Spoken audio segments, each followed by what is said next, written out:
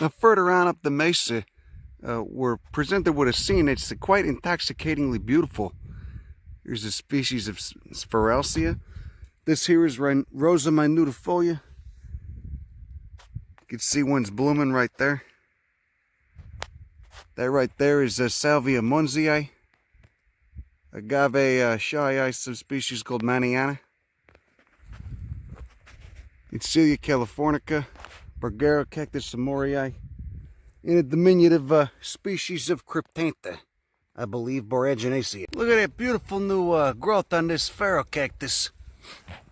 You got Trixus californica everywhere. And a seasonal pand. Actually, I guess it's a... Oh yeah, that's big. I've never seen it like that before. And over there you have the southernmost population of Hesperocyparis forbesii, Tecate, Cypress, Malosma laurina. A lovely species in the sumac family. Got Dicolosma still going off everywhere. Demendaceae, nice. Atropha.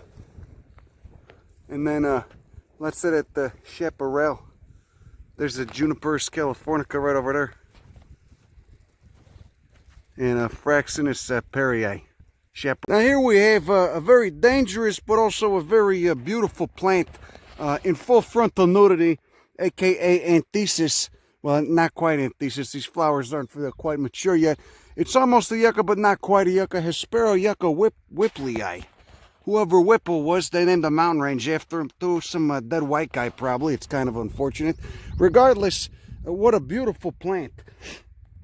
And I don't believe it's monocarpic like agaves. I think it's like most yuccas in that it can flower repeatedly. Though don't quote me on that. That might be complete horseshit.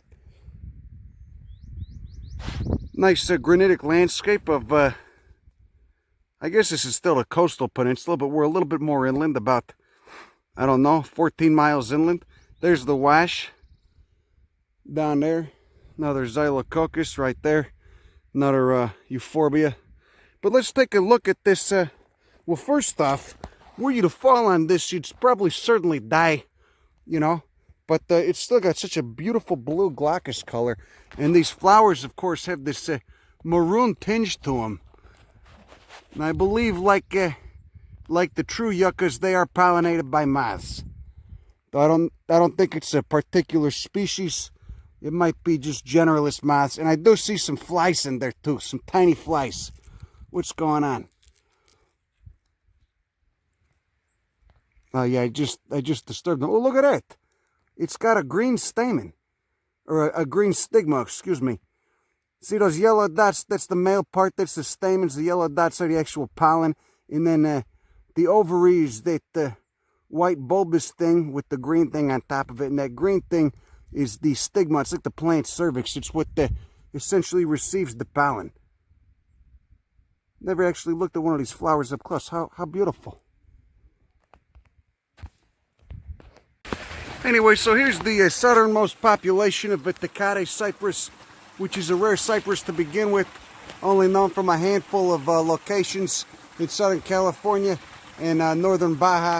You can see it's got these little soccer ball-like cones that remain closed until the branch dies or they encounter a fire, at which point they open and release tons of seed. It's got a very nice juniper-like smell to it. And over here we got some...